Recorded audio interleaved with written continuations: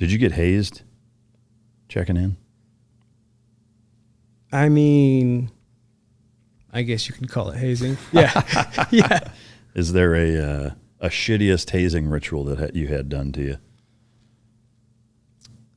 No, I kind of enjoyed being the DD. The only shitty part was, being the new guy and paying for drinks. And when you have a bunch of guys that can drink, living paycheck to paycheck, you're just like, fuck. Yeah.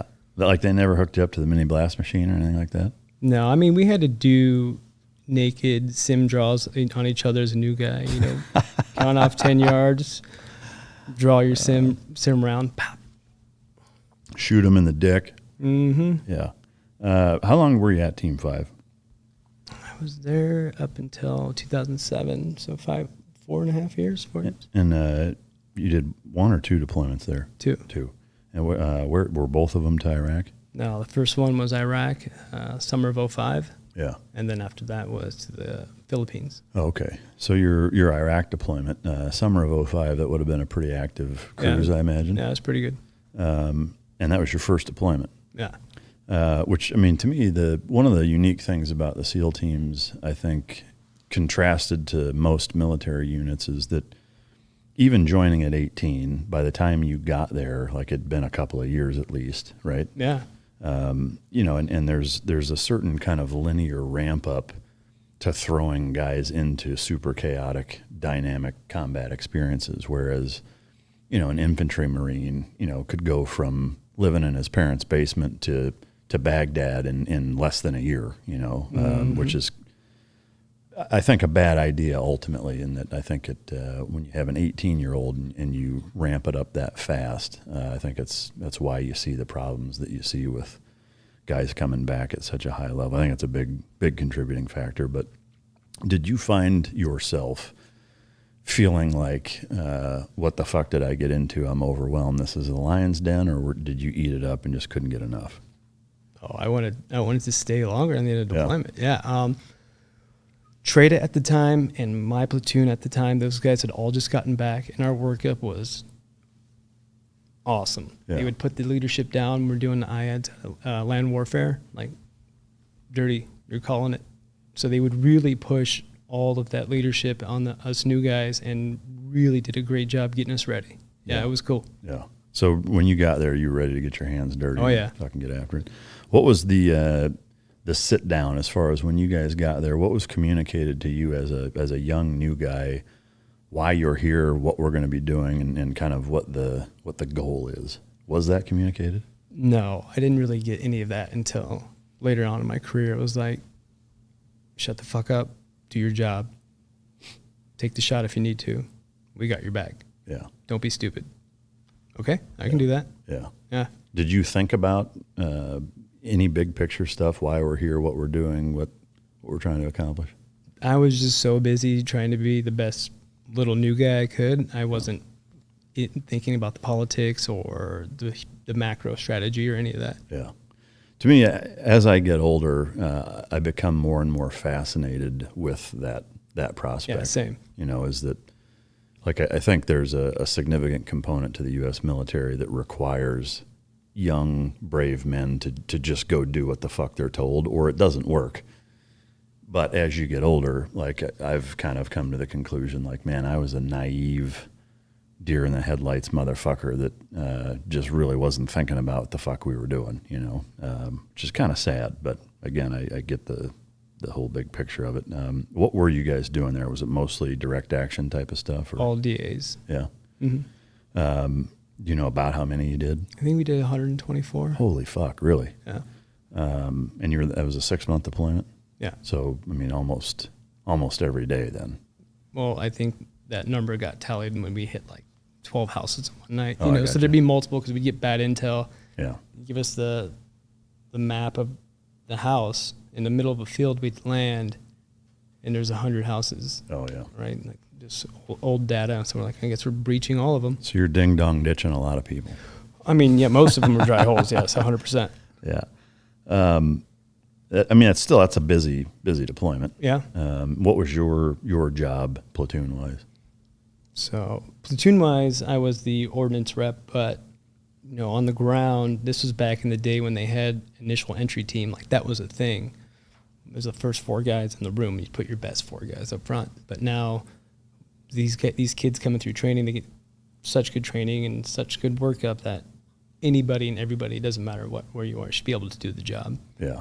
And I was either number 1 or number 2 man in the door. And that was it, assaulter. Were there a number of missions that were super dynamic in terms of gunfights? No, not really. I think the most dynamic thing was there was a Bradley at a checkpoint, I think on Route Michigan, I don't remember, and they couldn't see us, or there was down comms, and you saw the tank gun just. That's when I was like, oh, fuck. Where do you blow it up? Yeah. Yeah. But it didn't happen? No, thank God I'm here. Yeah. Well, I mean, they didn't fire at all. No. Yeah. But, I mean, looking down the barrel of that fucking sucks. Pretty dicey. Any of the houses that you went into, did you meet any significant resistance in any of them, or were they all pretty one-sided? Pretty one-sided. I mean, we weren't really doing combat clearance then, but we were still going pretty quiet, so we caught most guys way off guard. Yeah. It wasn't like a Ude Use shootout ever. It was pretty much in and out. Yeah. In terms of catching guys off guard, were there any dudes that jumped out of bed naked and fucking tackled you, or any of your guys? Were there any instances like that? No, we had no, everyone was pretty much asleep, or they were like just waking up, and we'd try to reach out and we'd handle that. But yeah. And so even like on the way out, not taking fire or anything, huh? Mm-mm. Not really. Is there a strain? I'm assuming you did a lot of like sensitive site exploitation, digging through their shit. I'm always fascinated by some of the weird things that are found in people's houses over there. Are there a few things that stand out in your memory that you were like, what the fuck? Yeah, one where going back to like, why are we here? What are we doing? I should have kept it. There was a book in Arabic, and it had a picture of the globe, American flag, Israeli flag on fire, and whatever it said in propaganda. I was like, these motherfuckers really, there's people out there who hate us just because of our flag. Holy shit, like, this is real. Yeah. That's when it started to like, okay. Really click what you were doing. Oh, yeah. Yeah. Did you ever bust in on anybody fucking? We saw some people fucking. That was later on in my career in a different country. I think we let them just let them finish. No shit. Yeah. You let them fucking finish before you finished them. Yeah. Yeah. That was nice of you. Yeah. I mean, we're not monsters. That's fucking great. Yes. The stuff that you find propaganda wise, we took down this Scud base in northern Baghdad and found there were these murals like the size of the wall, right? I mean, like life-size murals. One of them was an American flag with black footsteps all over it. One was a skull with an American flag painted. It was painted like an American flag, and then there was a fist painted like an Iraqi flag coming down on top of it, and it was cracking. And then there was one that looked like Dolph Lundgren, like this blonde-haired, blue-eyed guy wearing an American flag around his waist with his hands behind his back. I've got pictures of all this shit. I'll have to fucking post it on Patreon. You can go on Patreon to check that shit out.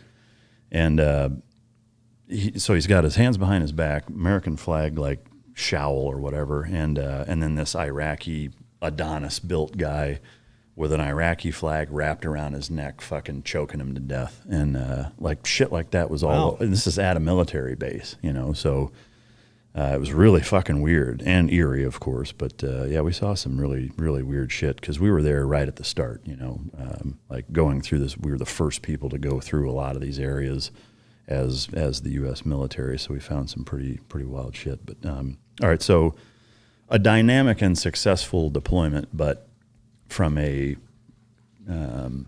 getting resistance and getting into these gnarly gunfights, not significant.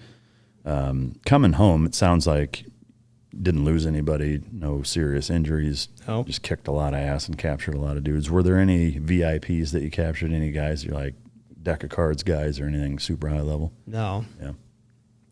Did you know who you were going after, like bomb maker, financier, what? I got a little curious once, and I'm like, hey, I want to go see the mission planning room and jog, and they were like, everybody who's like E6 and above is in there too, and you got all like Air Force, Army, like everyone's in there, and like, dude, just go mount the 50 cals on the Humvees. It's like, all right, you know what I mean? Man, that's so wild, like thinking about it now, just how compartmentalized shit is. As you guys know, sleep is a huge component to recovery and really all aspects in life, and it's something that a lot of us have struggled with, for a lot of our lives, frankly.